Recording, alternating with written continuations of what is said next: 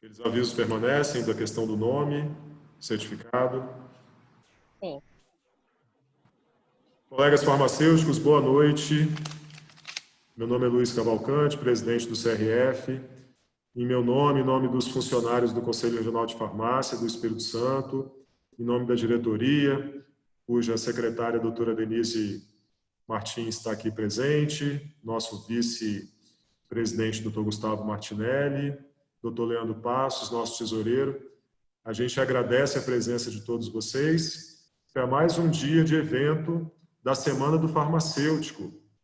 Essa semana especial, onde no dia 25 de setembro, a gente comemora o Dia Internacional do Farmacêutico.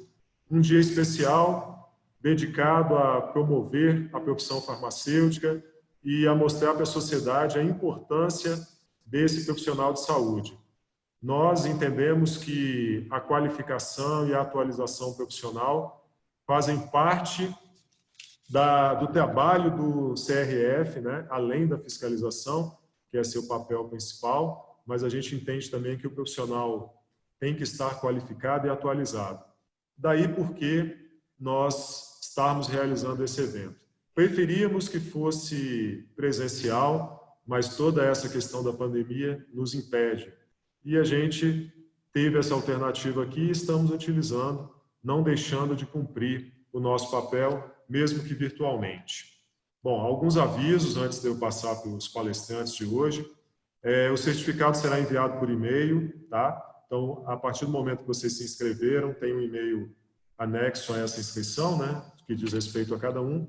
Agora, é muito importante aquelas pessoas que estão logadas aqui com um nome diferente, né? Às vezes usou um celular, uma máquina de outra pessoa, pode estar aparecendo com um nome diferente, que você coloque aqui no chat o seu nome. Coloca o número do CRF também, para não ter nenhum erro. Não é todo mundo. Quem está logado com o seu nome, está tudo certo. A gente consegue acompanhar. Quem não está, coloca o seu nome aqui. Tá bom? Bom, vamos lá. A nossa primeira palestra de hoje é a atuação do farmacêutico na segurança do paciente. Ela é proferida pela doutora Thaís Vieira Chiesa Regado e o doutor Ryan Lopes Furtado vai mediar essa palestra. Então, vou passar a palavra para o doutor Ryan, né? Doutor Ryan, para ele apresentar a nossa palestrante aí e dar início às atividades. Aí ele certamente vai explicar aí como vai ser a questão das perguntas, né? Se é ao final, durante, como é que vai desenrolar a questão. Então, mais uma vez, obrigado pela presença e parabéns antecipado pelo Dia do Farmacêutico, Dia Internacional do Farmacêutico. Vamos lá. Ryan, fica à vontade. Obrigado, presidente. Pessoal, como falado, meu nome é Ryan Lopes Furtado. Atualmente eu sou farmacêutico clínico do Hospital Estadual Jaime Santos Neves e eu estou de moderador nessa reunião, né, online nossa. E a reunião vai ser ministrada pela doutora Thaís Chiesa Regado, que atualmente é a diretora-geral do Hospital Infantil Nossa Senhora da Glória. E aí, em relação a perguntas, como o nosso tempo é muito curto, e no ambiente virtual acaba sendo um pouco mais complicado perguntas no momento da fala, nós vamos deixar reservado os últimos minutos da palestra. Os últimos 20 minutos da palestra. Tudo bem? Então, assim eu passo a palavra para a Thaís. Obrigada, Ryan. Boa noite, gente. Antes de tudo, gostaria de agradecer ao Conselho pelo convite, pela oportunidade que eu tenho de compartilhar um pouquinho com os colegas do que eu tenho feito ao longo desses quase 16 anos, mais ou menos, de formada. E gostaria também de parabenizar o Conselho por estar promovendo, né, essas lives que tem sido um meio de nós garantirmos a nossa capacitação, nosso alinhamento com os colegas e, assim, contribuir com a saúde do nosso estado e do nosso país, né? Então, vou começar aqui. Eu vou compartilhar uma primeira tela.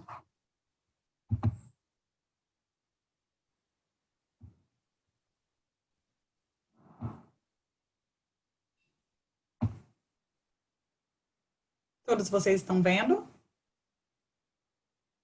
Sim, né? Então, gente, nós vamos falar um pouquinho sobre a atuação do farmacêutico na segurança do paciente. E esse assunto veio a calhar justamente com o nosso Dia Mundial de Segurança do Paciente, que aconteceu no último dia 17 de setembro. E neste ano, nós tivemos aí, o nosso segundo ano em comemoração ao Dia Mundial da Segurança do Paciente. Ele começou em 2019, esse é o segundo ano. E esse ano, por conta da pandemia, a OMS, ela lançou como tema o seguinte: segurança do trabalhador da saúde, uma prioridade para a segurança do paciente. Nós, enquanto colaboradores da saúde, enquanto servidores da saúde, sabemos o quanto essa pandemia, ela tem mexido com o emocional de todo mundo, tem mexido com a saúde física de todo mundo, o número de afastamentos, mas nós estamos aqui e estamos para poder tratar dos nossos doentes. Esperamos não ser pacientes, mas por muitas vezes nós o somos. E aí eu faço um questionamento para a gente refletir. Por que será que a Organização Mundial de Saúde, ela reservou um dia para a gente... eu vou falar a palavra comemorar, mas é um comemorar entre aspas, para nós lembrarmos mais a fundo sobre a segurança do paciente. Por que será? E aí, a gente observa o seguinte.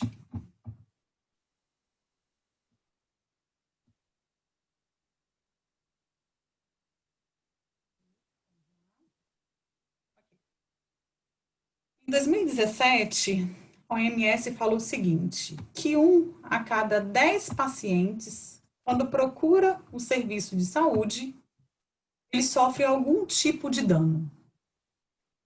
O Conselho Nacional de Secretários da Saúde, em 2018, ele pegou uma citação também da OMS, em que foi observado que 48 milhões de problemas relacionados à segurança do paciente acontecem todo ano. E o Institute of Medicine dos Estados Unidos colocou o seguinte: nós temos um erro de medicação para cada paciente internado por dia de internação. Isso leva a cerca de 7 mil óbitos por ano relacionado exclusivamente a erros de medicação. Então, se a gente parar para observar, a pergunta que eu fiz para que nós refletíssemos, o porquê de a OMS ter separado um dia para a gente refletir um pouco mais sobre o assunto, os números acabam se mostrando por aí. Eu estou com um delay aqui na hora de passar, gente, o slide.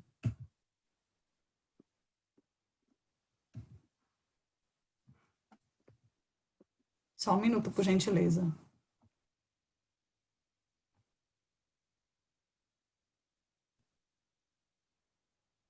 Você consegue compartilhar por aí? O meu está com delay.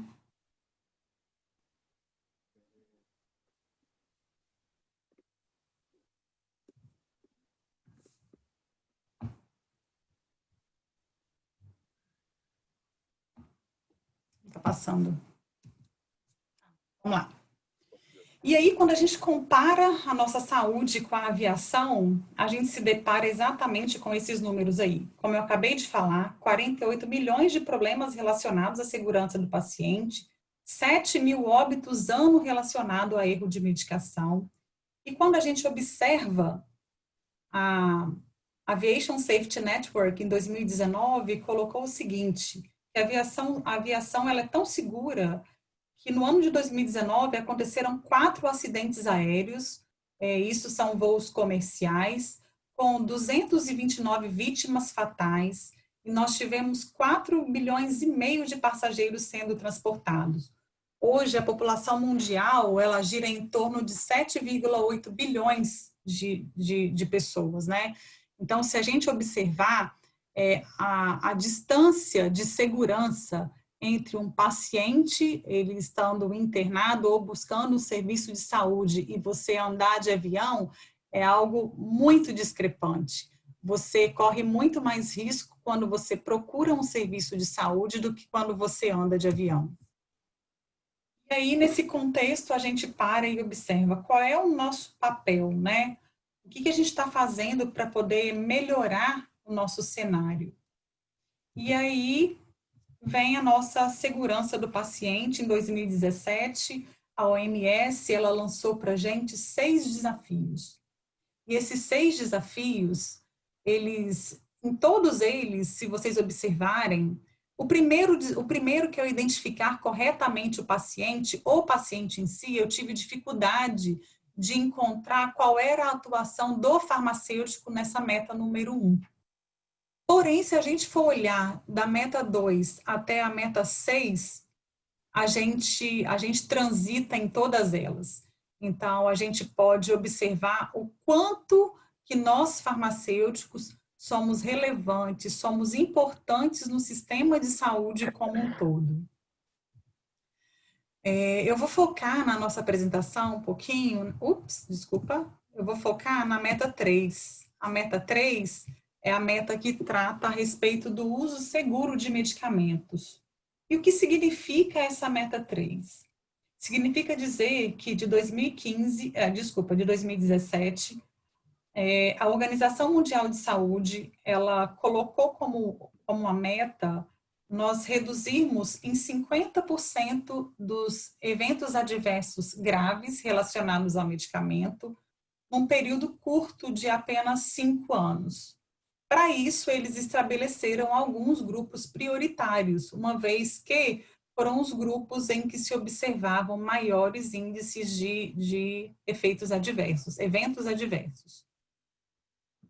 Não tem como a gente falar de uso seguro de medicamento sem comentar sobre os 9 certos da medicação. E quando a gente fala nesses 9 certos, eu que venho de uma esfera particular, de hospitais que são certificados, para mim isso já está intrínseco ao meu dia a dia e isso é muito claro. Porém, quando a gente faz uma interface com outros serviços de saúde, quando a gente observa alguns hospitais públicos, muitos deles não conhecem os 9 certos, não sabem sequer para que servem.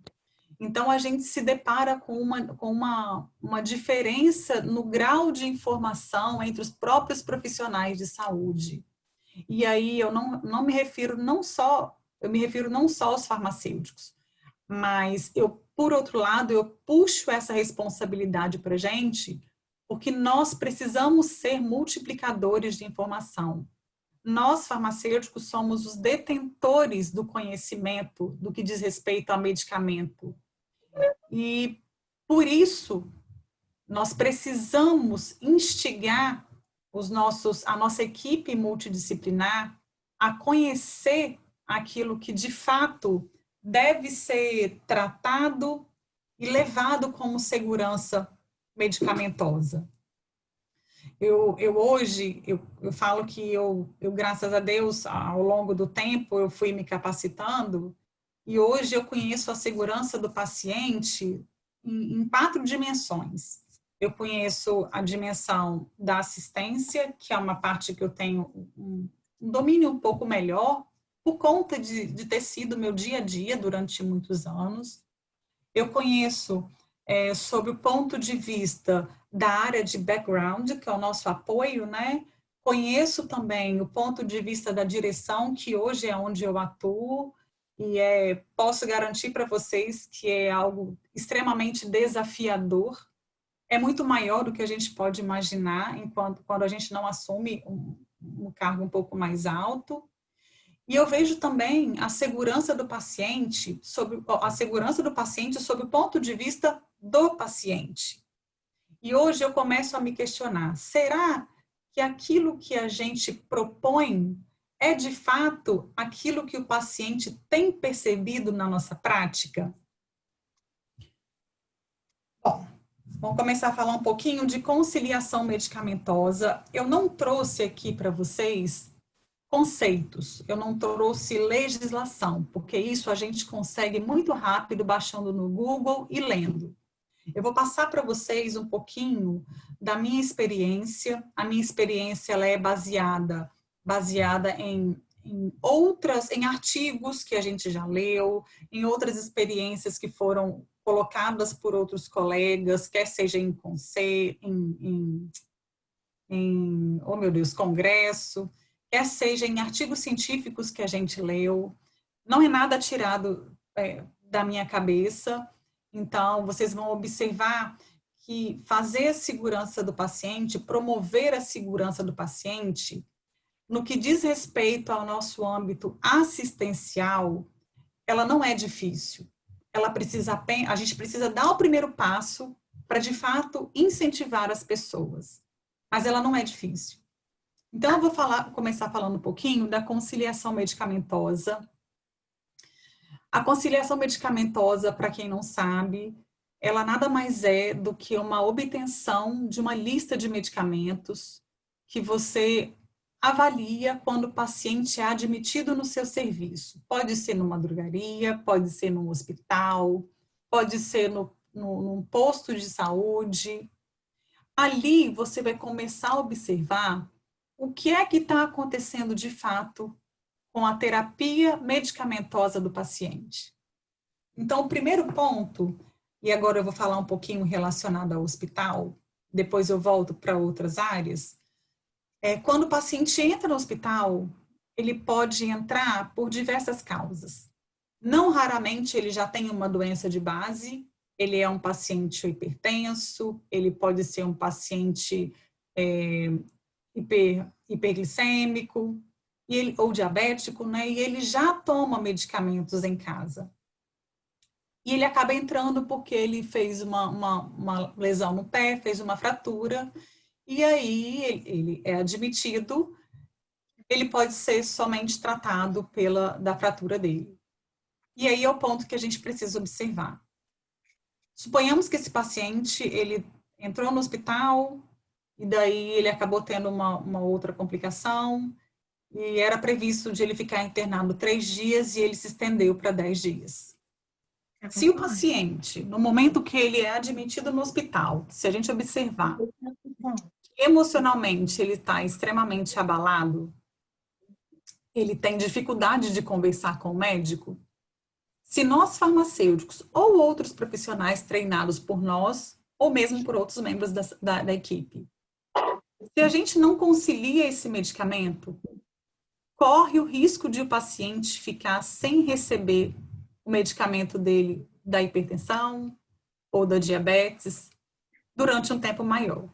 E aí a gente acaba tendo os eventos que são indesejáveis pela elevação de PA, pelo aumento da glicemia dele. E aí você tem um aumento no tempo de internação. Por outro lado, a gente observa também casos em que o paciente é admitido, ele não fala com o médico que ele toma determinado medicamento, ou às vezes ele fala e o médico não prescreve, e a gente tem que analisar o porquê da não prescrição, e ele continua fazendo uso do medicamento no hospital. Então, a gente pode ter algumas interações medicamentosas que vão atrapalhar o desempenho dos outros medicamentos no organismo. Então, a conciliação, ela vem para assegurar que, dentro do possível, o paciente mantenha a terapia que ele já estava fazendo previamente. Não basta a gente quantificar a nossa conciliação medicamentosa. A gente precisa qualificar a nossa conciliação. E o que eu falo de qualificar é, os pacientes são admitidos, alguns deles entram com medicamento, e eles fazem uso do medicamento, a gente tem que avaliar se aquele medicamento está sendo administrado em duplicidade ou não, se ele foi administrado em duplicidade, quais são os riscos, e aí a gente tem que tratar essas não conformidades. Para isso, a sugestão que eu dou para vocês e nós temos vários exemplos de sucesso para contar, a partir do momento em que vocês conciliam o paciente, se vocês estiverem no hospital, se o medicamento for padronizado, a primeira coisa que vocês devem fazer como sugestão é lacrar o medicamento. Isso vai evitar de ele tomar o medicamento em duplicidade. Por outro lado, a gente sabe que os serviços de saúde, tanto privados como públicos, eles não devem utilizar o medicamento do paciente. A própria ANS coloca isso, que quando o paciente, mesmo sendo de plano de saúde, a partir do momento em que ele é internado, o hospital deve garantir o medicamento dele. Então, por outro lado, como eu ia dizendo, se o medicamento não é padronizado e ele não está prescrito, dialoguem com o médico e vejam o que é possível de ser feito. Ou se vai conciliar com algum outro medicamento padronizado. Afinal de contas, a conciliação ela pode acontecer com medicamento de classes terapêuticas diferentes, classes farmacêuticas diferentes. O importante é que ele de fato esteja conciliado. Não necessariamente você tem que tomar o mesmo medicamento. Ele pode acontecer com medicamentos que estão dentro da mesma classificação ou não. Então, aí fica para vocês uma observação, lacrar sempre que possível para mitigar a duplicidade de dose e solicitar a prescrição quando necessário para mitigar a omissão. O nosso grande papel na segurança do paciente é mitigar os riscos de algum evento adverso. Daqui é um exemplo de conciliação medicamentosa que a gente tem, que nós usávamos em um hospital. Então, a gente coloca os dados do paciente, aqui se ele tem alguma doença prévia, alguma doença crônica.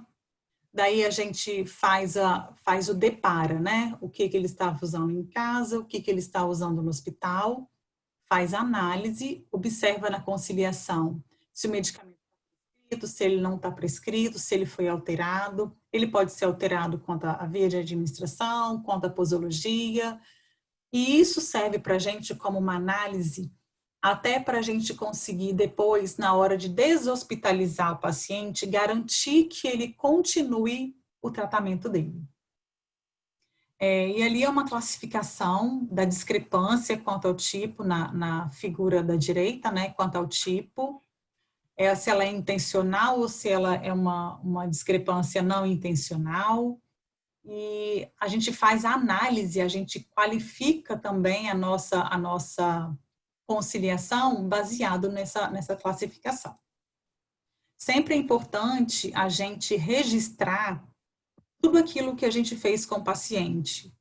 Evoluir o paciente, ele dá um respaldo para nós farmacêuticos e para toda a equipe de saúde de que nós de fato estamos cuidando do paciente e garantindo, ou melhor, contribuindo para que ele esteja seguro dentro do hospital.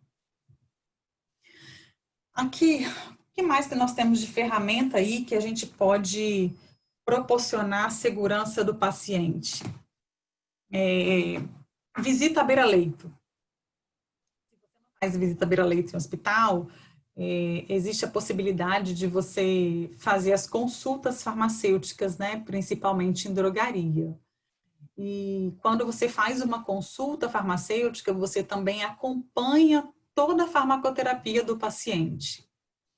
Essa daqui, eu coloquei essa imagem, que foi uma imagem que eu recebi há algum tempo, de um colega. Não acontecia visita multidisciplinar nessa unidade de internação, onde esse paciente estava internado, e o paciente, ele entrou com rebaixamento de nível de consciência, ele estava bradicárdico, ele entrou então com administração de noradrenalina, e a noradrenalina, depois de ela pode ser corrida até 2 horas em veia periférica. A partir daí, ela deve ser corrida em veia profunda. E o que aconteceu foi aí o que nós estamos vendo.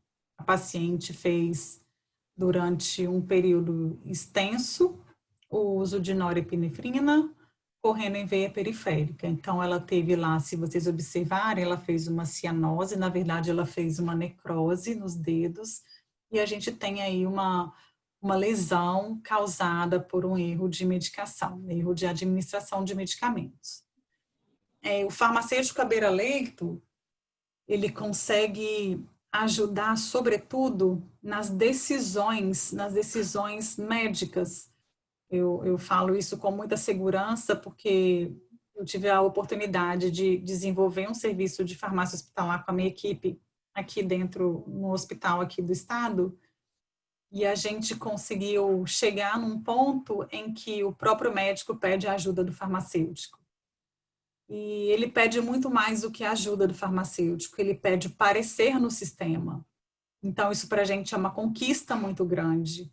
Há quanto tempo a gente luta para ser reconhecido e quando chega a esse ponto, a gente observa assim, valeu a batalha, estamos aqui. Um outro ponto que é extremamente importante de nós atuarmos é no controle dos antimicrobianos. Por que isso? Porque antimicrobiano é um problema sanitário. Muitos estudos, muitas pesquisas da indústria, né, de desenvolvimento de fármacos, às vezes elas chegam na fase 2 e já tem resistência ao antimicrobiano. Então, a gente precisa ser muito cuidadoso na hora de utilizar o antimicrobiano. E não se usa mais antimicrobiano fechado, 7, 14 e 21, né? É necessário você avaliar a clínica do paciente para ver se de fato ele vai precisar tomar 14 dias. Na maioria das vezes a gente consegue descalonar o antimicrobiano em tempo ou em outro medicamento, aí você cai de 14 para 10, e assim você vai trabalhando de maneira a garantir o uso seguro do medicamento e aí, por consequência, né, a segurança do paciente. Onde mais o farmacêutico pode atuar? Prevenção de TEV, tromboembolismo venoso. É uma das causas de óbito evitáveis. E aí, a partir do momento em que você tem alguém de olho na condição clínica do paciente, alguém que tenha participado da elaboração de protocolos clínicos que deem segurança e que ajudem no manejo da doença, o farmacêutico ele atua como uma espécie de auditor. Ele vai auditar se aquilo que foi previsto está sendo executado. E nessa auditoria, ele observa, de repente, a necessidade de um ajuste de dose, ou então otimizar otimizar a quimioprofilaxia da TEV, e por aí vai. Um outro ponto importante de atuação dos farmacêuticos é na dupla checagem dos medicamentos potencialmente perigosos. Quando a gente trabalha à beira-leito, isso é muito mais fácil de se fazer. E eu coloquei esse ponto aqui por uma experiência que eu tive num hospital em São Paulo, de ver o quão é importante a nossa presença lado a lado com a equipe de enfermagem. A gente evita danos que são muito sérios. A gente ajuda no ajuste da bomba de medicamento do paciente. A gente ajuda na condução do tratamento do paciente. Nutrição parenteral aí, a gente não raramente observa que as nutrições parenterais ou elas acabaram antes, ou elas deixaram de correr um certo tempo. Então, o olhar clínico do farmacêutico, ele vem para agregar valor à terapia, uma vez que o paciente que tenha uma nutrição não adequada à necessidade dele, ele tem uma perda também da resposta medicamentosa ao tratamento que ele está fazendo.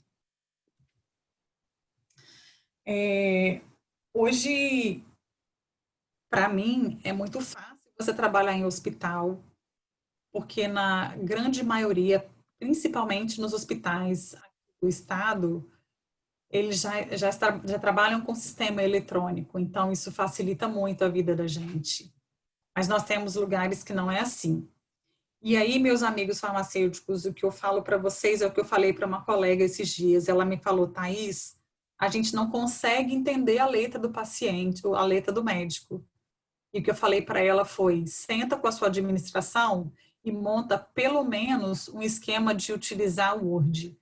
Porque a partir do momento em que você não consegue ler o que está sendo solicitado, não raramente a gente vê isso nos nossos grupos de WhatsApp, a gente acaba correndo o risco de dispensar o medicamento errado.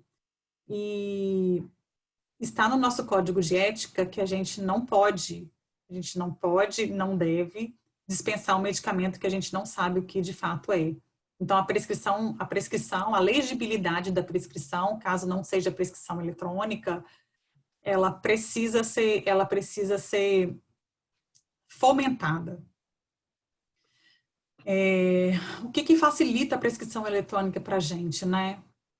Os cadastros que a gente tem das interações medicamentosas, os riscos de algum evento adverso. Então, por exemplo, você vou pegar um MPP aqui, a insulina. A insulina, ela tem um risco grande de causar uma hipoglicemia no paciente.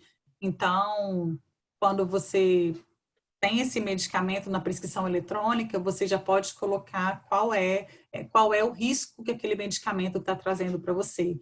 Então, isso ajuda a equipe de enfermagem na hora de administrar o medicamento a ter um pouco mais de cuidado. Padronização de diluição de medicamentos.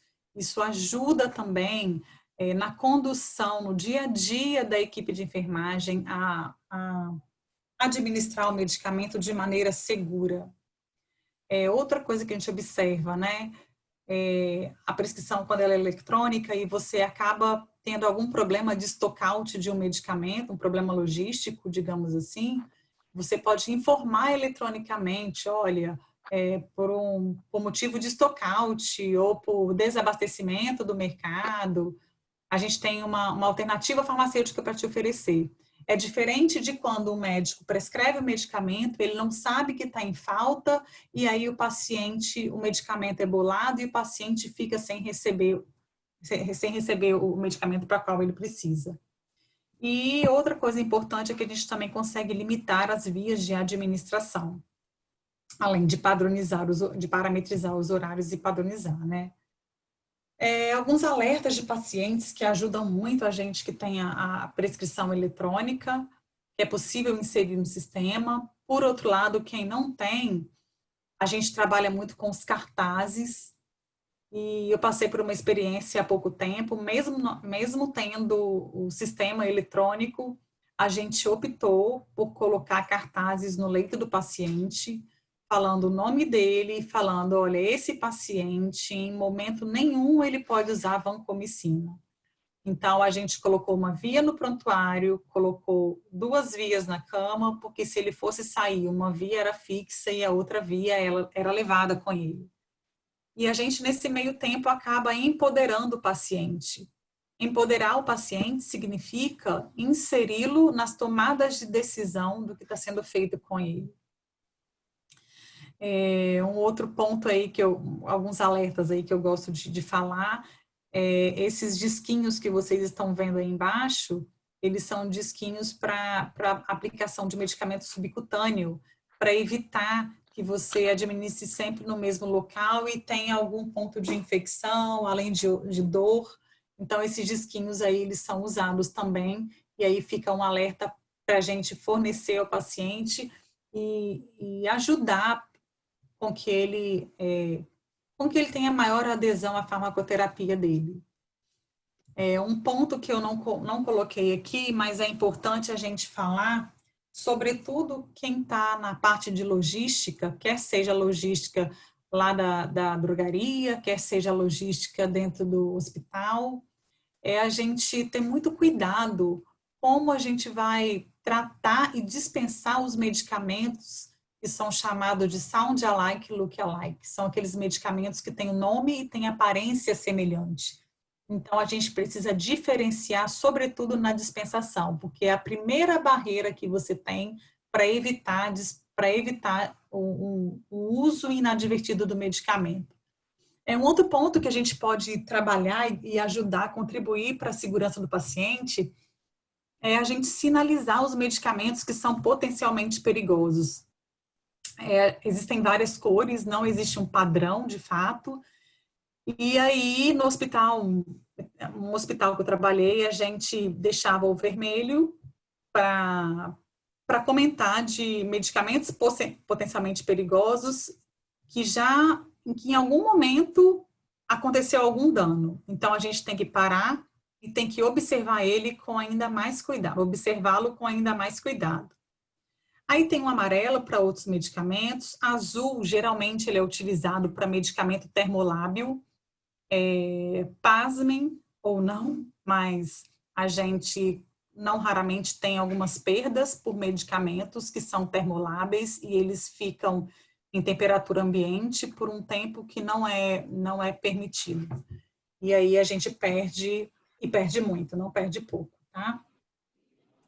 Não adianta a gente fazer nada disso, a gente fazer tudo isso se a gente não divulgar.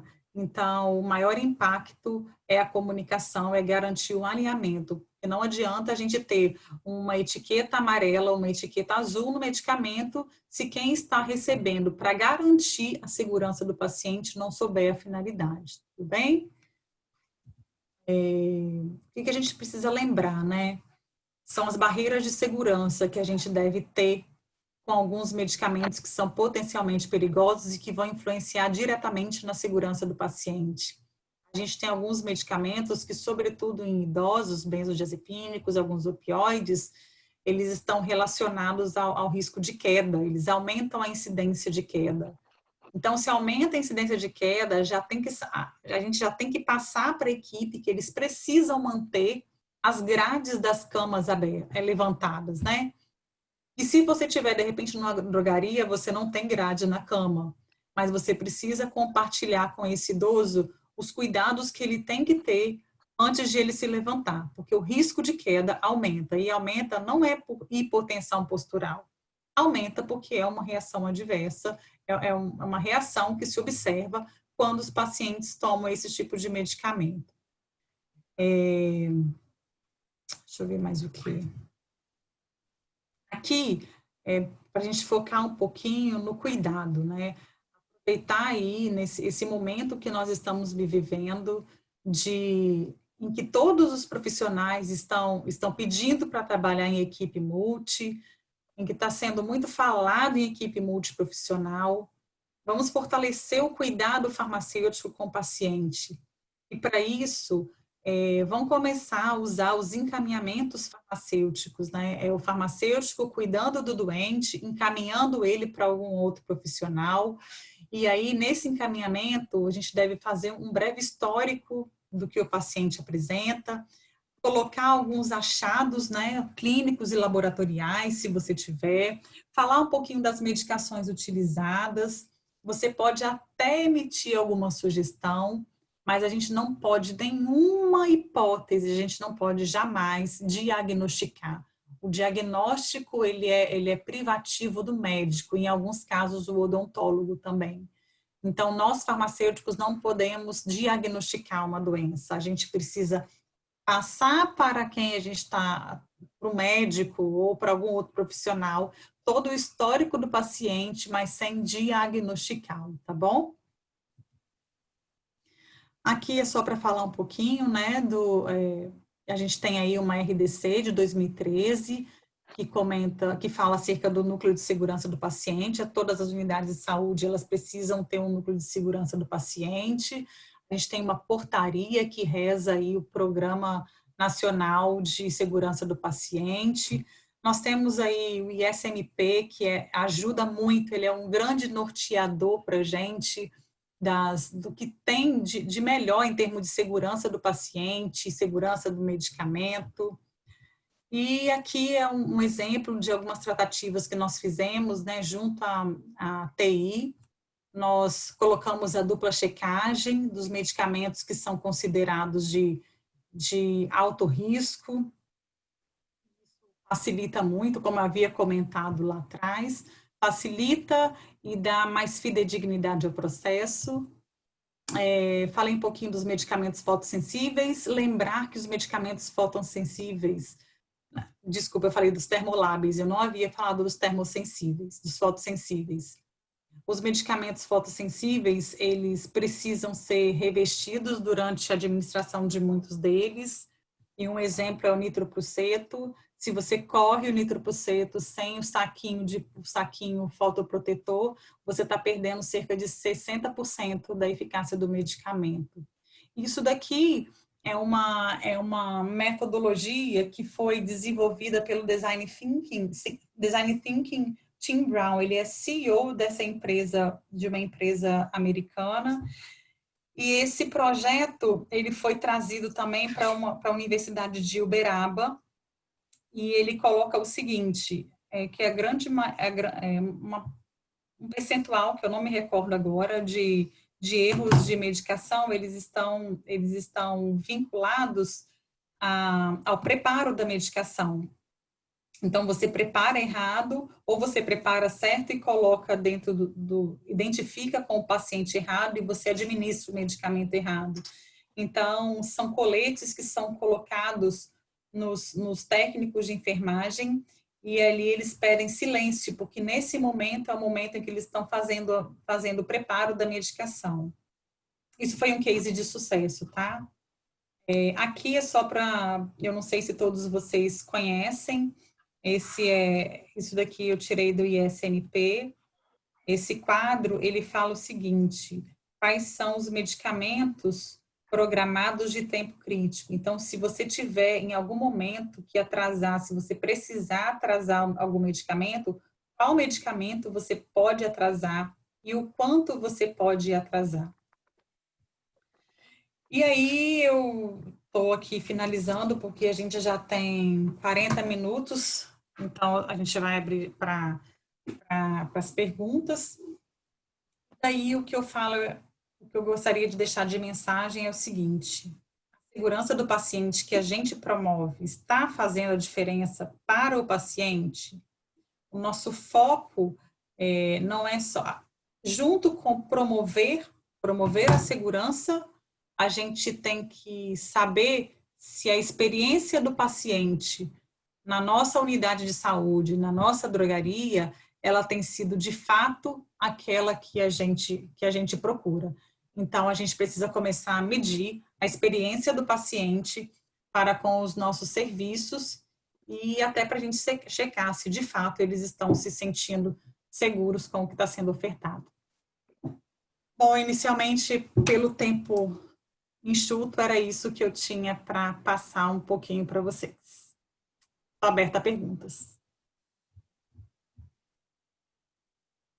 Gente, olha só, rapidinho. Só eu não ia mostrar, mas isso daqui é muito bacana. Isso daqui, ó, foram intervenções farmacêuticas durante um período de 3 anos e mais 2 meses. Nesse período foram feitas 2.891 intervenções, e a economia que foi gerada para o hospital foi de R$1.761.000. E a gente está mostrando aqui que o uso seguro do medicamento, o uso racional do medicamento, ele impacta também na otimização do recurso, tá bom? É isso. Obrigada. Doutor Rayan, já tem alguma pergunta aí no chat? Sim. Friedman Berger perguntou para você, Thaís. Deixa eu chegar. Acredito que um dos grandes desafios se relacionam à aplicação desses cuidados, medidas, na atenção primária à saúde.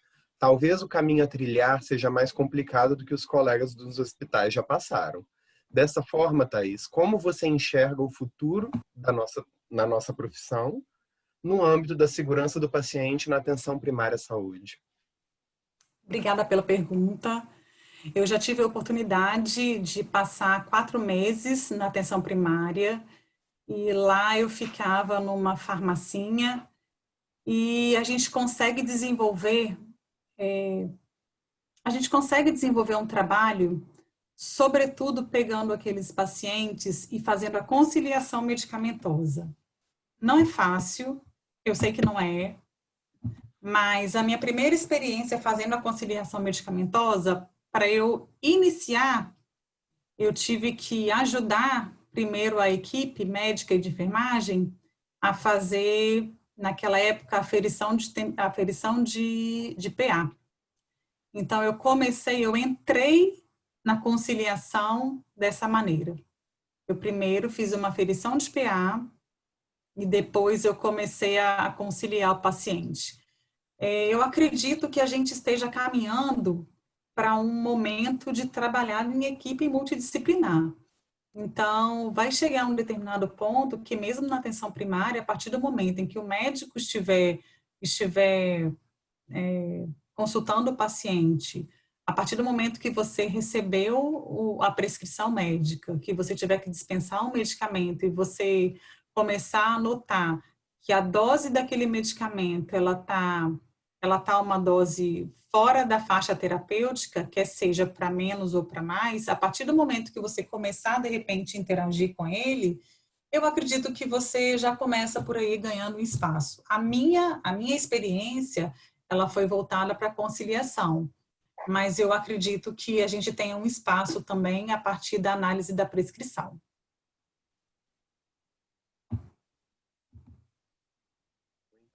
Outra pergunta, essa é de Rita Ventura, de Freitas Pinto. Ela te pergunta como está a aceitabilidade dos médicos nas intervenções. O último trabalho que eu fiz no hospital, nós fechamos com 95% de intervenções aceitas. A partir do momento em que o médico ele confia no que você está dizendo, a partir do momento que você demonstra para ele que você estuda, você tem credibilidade. Agora, a intervenção ela não pode ser feita baseada no achômetro. Quando ele percebe também que ela está sendo feita no achômetro, esquece e aí você acaba perdendo espaço. Então, 95% foi o último levantamento que eu fiz.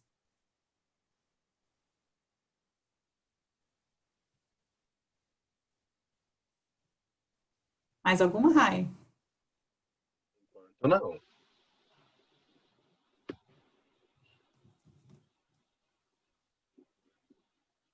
Luiz?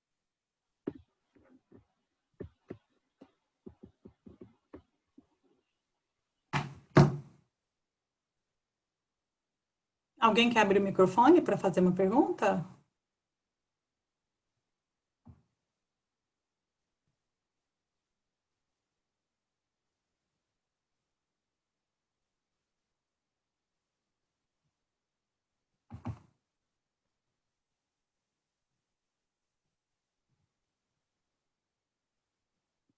Felipe, o Luiz está sem som.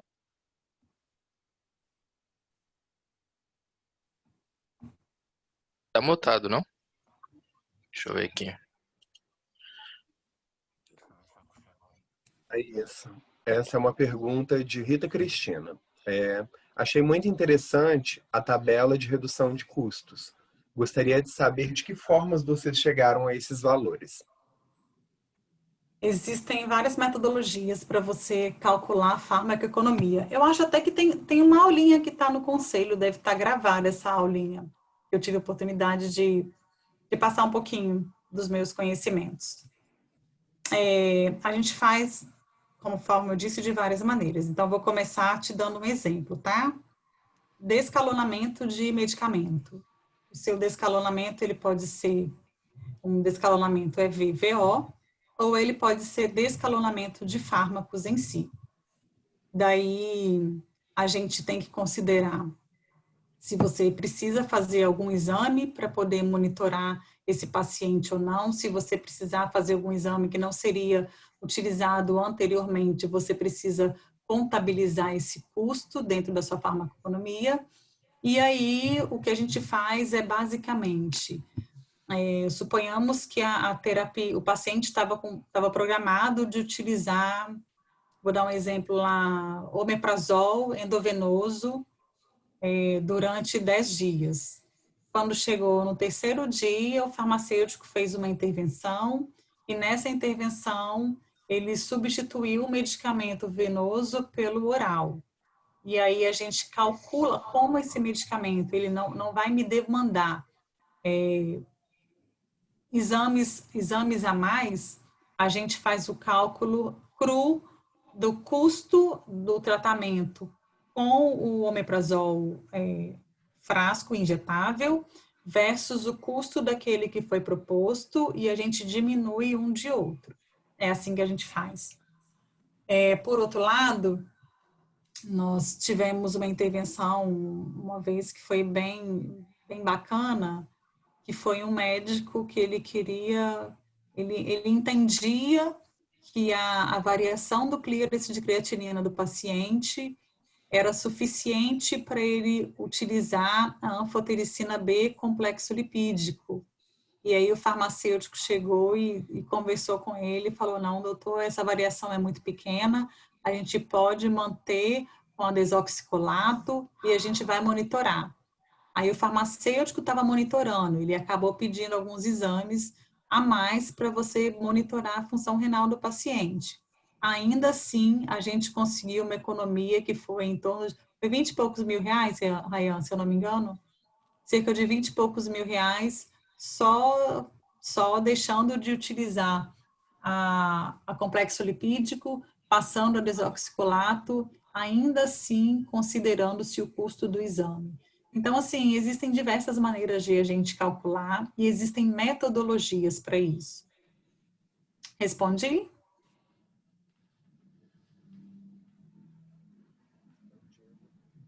É isso. O Gerardson perguntou qual que é o nome que você usou para medicamentos de nomes semelhantes.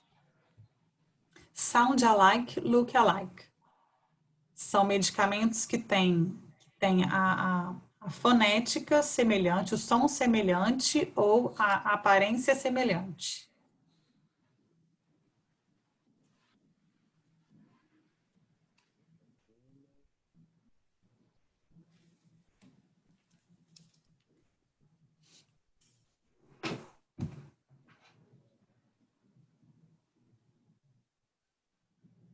Rayan, tem mais alguma?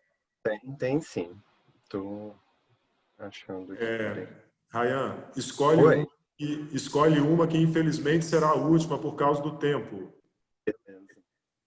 Thaís, como gerenciar a dispensação dos medicamentos não padrão do paciente? André Zani.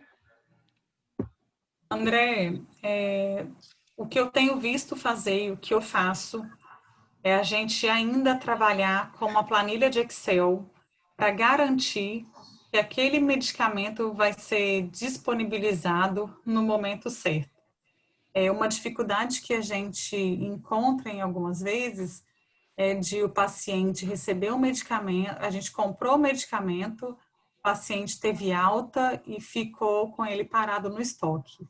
Daí a gente precisa, dentro do possível, fomentar a utilização daquele medicamento num determinado paciente para evitar perda por vencimento.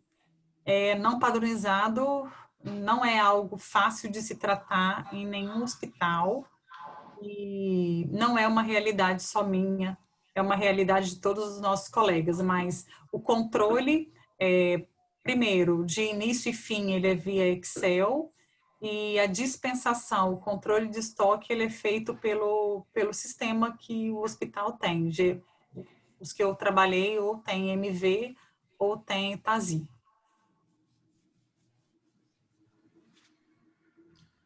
Olá, pessoal. Infelizmente, o nosso horário já foi extrapolado, né? E nós temos uma outra palestra. Eu creio que ficou um gostinho de quero mais. Eu queria parabenizar a doutora Thaís, doutor Rayan, pela excelente palestra. Quando é muito boa, fica esse gostinho de quero mais. Tem muitas perguntas a serem respondidas, é um assunto super interessante. E a gente, com certeza, numa eventualidade posterior, podemos tentar trazer esse tema de novo aqui, talvez até com mais tempo, né, doutora? Para que os outros colegas também sejam contemplados aí. Tem muita coisa boa nessa área aí que precisa avançar. Eu mesmo tinha uma pergunta aí, mas não deu tempo de ser respondida, né? Só foram tantas. Pessoal, agradecer a todos pela presença, agradecer a doutora Thais, doutor Rayan pela condução e convidar vocês para participarem da próxima palestra com o doutor Arthur Dias Marques, que vai falar de ozonoterapia, né? Que é um tema também bem atual.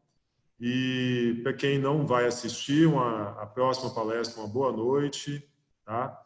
Fiquem com Deus aí e até a próxima. E a gente se vê daqui a pouquinho na próxima sala virtual. Boa noite, obrigada, gente. Fazer as últimas considerações aí, o Rayan também, para a gente encerrar. Rayan, você primeiro? Gente, foi um prazer estar com vocês, um prazer conduzir essa live para o Conselho, com a Thais, né, que eu gosto muito, que eu aprendi muito com ela, e virou, assim, uma amiga pessoal para a vida. E, realmente, esse tema sempre deixa gosto de quero mais, porque tudo que o farmacêutico hospitalar faz, seja ele clínico, logística, aonde ele atua no hospital, tudo se remete à segurança do paciente. Todas as ações que o farmacêutico atua. Então, isso torna um tema praticamente inesgotável. Mas boa noite a todos e eu passo a palavra para a Thais. Gente, eu gostaria mais uma vez de agradecer e eu me coloco à disposição para ajudar vocês dentro daquilo que tiver ao meu alcance. Meu e-mail é thaisregado@gmail.com ou thaisregado@saude.es.gov.br. Era um assunto que, de fato, daria para a gente falar há muito tempo, mas como é enxuto, a gente precisou encurtar, tá bom? Fiquem com Deus e muito obrigada. Então vamos lá, pessoal. Boa noite. Boa noite, pessoal.